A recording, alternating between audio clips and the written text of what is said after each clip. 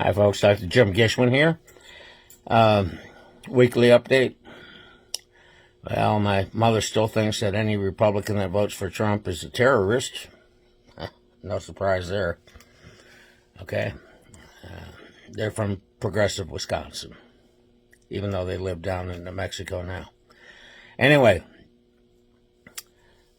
I sat there and posed this to my students today. We were on our section of critical thinking for the seniors, and I asked them, I said, okay, critical thinking, here's a problem, solve it. I said, look, 20th century was my generation and my parents. I said, I'm done with activism. I said, this is your century, you got to fix things. Here's the problem. Any relief supplies that you send in with the UN Relief Agency are going to be kept mainly by Hamas. Any airdrops you do, if you don't kill civilians on the ground with parachutes that don't open, that they're Jordanians packed on the pallets,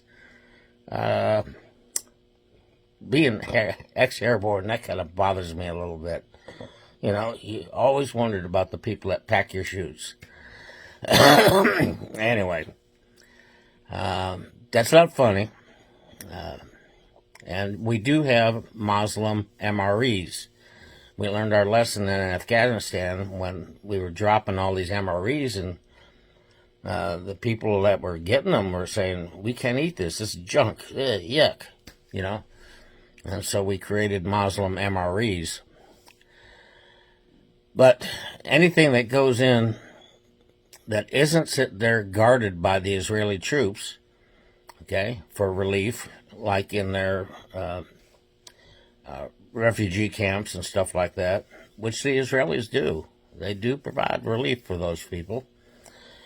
But anything that goes in there, Hamas keeps most of it. I mean, we've already proven that when we come across all these stockpiles of stuff, and when we tried to resupply the hospital, and Hamas kept it all. We tried to give the hospital gas, and now the Hamas took it. Okay? So you got to understand, they do not care about their people, man. They do not. And it's amazing that their people keep voting them into office. Kind of like our situation, isn't it? I don't understand why people keep voting for people that hurt them and that hate them. These progressives here in the United States, they hate you. They don't want to have nothing to do with you. They'd rather lock you up. Okay. We'll come down to what the simple solutions are on voting and what you should be thinking of when you're voting here in a minute. But this is the problem I gave the students. I said, okay, here's the facts. They tried airlifting drops that killed some people and injured others because some of the parachutes that the Jordanians, in concert with us, packed did not open.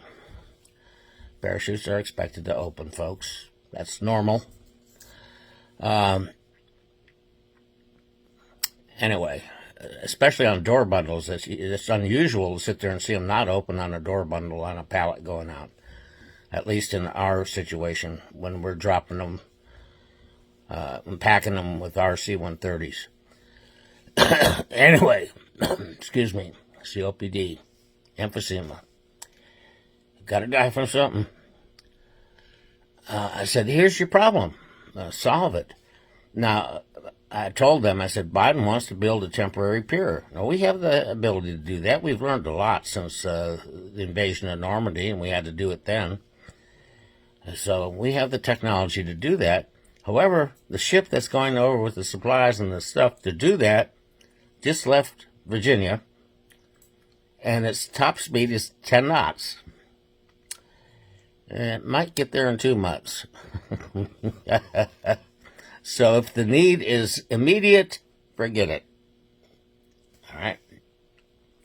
But anyway, when you do get there, American troops will be building this temporary platform, pier, okay? And they'll be unloading supplies. Now, when they unload supplies and take them to the end of the pier, who gets them and who distributes them? Well, usually a bunch of guys with AK-47s are going to show up around all those supplies. if they're in Gaza, okay? And if they're not supervised by Israeli troops. Okay, Israeli troops will keep it in order, and they do want to sit there and give out supplies. Believe it or not, folks, protesters, that's what they want to do. They're not out to kill all the Palestinians. They just want to sit there and get rid of Hamas, okay, a political organization, not the population, so it's not genocide. So we want them to get the supplies. How do we ensure that the right people get the supplies and Hamas doesn't hoard them like they usually do? Well, American troops will be there. Not a good idea. Can't you see the potential for escalation here with a bunch of armed Hamas militiamen showing up with AK-47s and U.S. servicemen trying to protect the supplies for the civilian population? I can see a lot of problems going on there. The best thing, and none of my students suggested this, but they're still working on it. It wasn't due in one day. I sat there and said, okay, this is how you go with your gut feeling, your heart feeling, combine that all with your logic, okay? Look at all the scenarios and all the potential deviations of the scenarios, okay, and see which one's best. And also look, and this is something the U.S. government never does, is look at the unintended consequences. There's always an unintended consequence, one that'll pop up and just surprise the boat off you, okay? And I'm telling you, this looks like trouble coming. Okay? Even though our heart is in the right place, remember that old saying, the road to hell is paved with good intentions. All right. Now getting down to your voting. You may be confused. Well, don't be confused. Here it is. Do you want more taxes? Okay, vote for Biden. Do you want more inflation? Do you want to pay more for your stuff? Vote for Biden. If you don't want those two things, vote for Trump. If you want to have an abortion because of medical reasons or because of rape and incest, it's available in every 50 states, even our territories. Okay? They all have exceptions for rape and incest and also for mother's health. Okay? Pregnancy is not a health problem. Pregnancy is normal, or we wouldn't be here, people.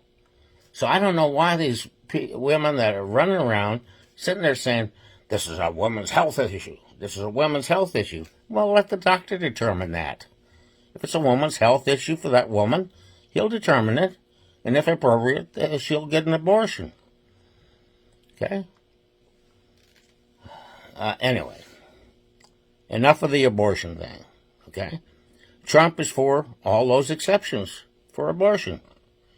Trump is for abortions up to, the first end of the first trimester, like a lot of people are. Okay? All states are not sitting there putting out these real strict guidelines, no matter what you're being told. All right, now, you want education for your children? Vote Trump. You want law and order? Trump. You want to save your rights and responsibilities? Trump.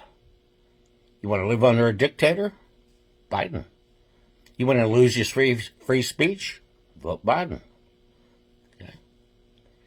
Do you want to sit there and have the bureaucracy cleaned up and made to serve you instead of the other way around with this despotic bureaucracy, I call it? Remember, each one of these agencies has got their own little civil court with an administrative judge and everything. They can sit there and fine you. They can take your land. They can do anything to you. All right?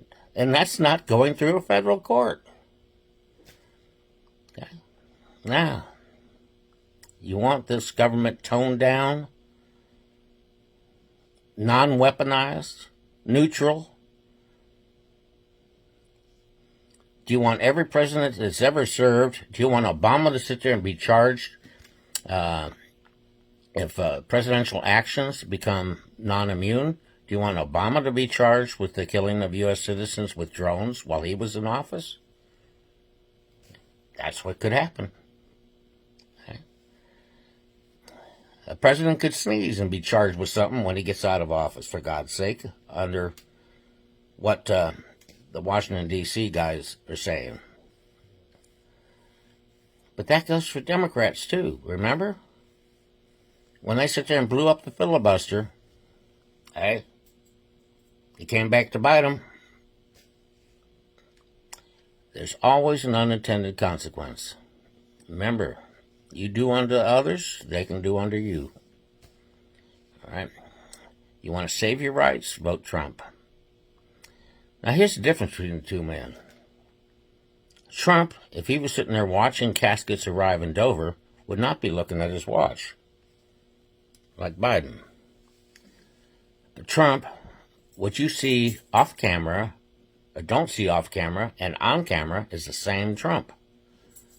He's not a fake. Biden will sit there, catch the winds. All right? If you sit there and said it's okay to crucify Republicans today, and 50% of the population said it was okay, Biden would sit there and go along with that. Biden was one of the biggest racists there is. Look at all the comments when he was younger. He didn't want his kids going into a racial jungle. He was against school busing. The Grand Dragon of the KKK in West Virginia, okay, was his mentor. Nazism and fascism is the marriage of state and corporate power. That means media, too. Okay, that means media. Make no doubt about it, these social democrats that they call themselves are not Democrats. They are Marxists. There's no doubt about it. They're using the same tactics. They're using education. They're using communication to try and divide us any way which way they can. If they can't divide us by rich and poor, they will divide us by race. They will divide us by sexual preference. They will divide us by the color of our eyes, if they had to. All right. Now, that's what you got to look at when you're going to vote. Big government, small government. Big government with huge oversight over you and loss of some of your rights and privileges. And I heard one Democrat the other day saying that your rights come from the state. They don't come from God. We know that's different. Okay. So believe in God and trust in God that he will sit there and rescue this nation with your help. Okay. The vote, people, as the Democrats say, vote and vote often. Anyway, I'm going to leave you with God bless you. I remain your humble servant. Take care. I love you.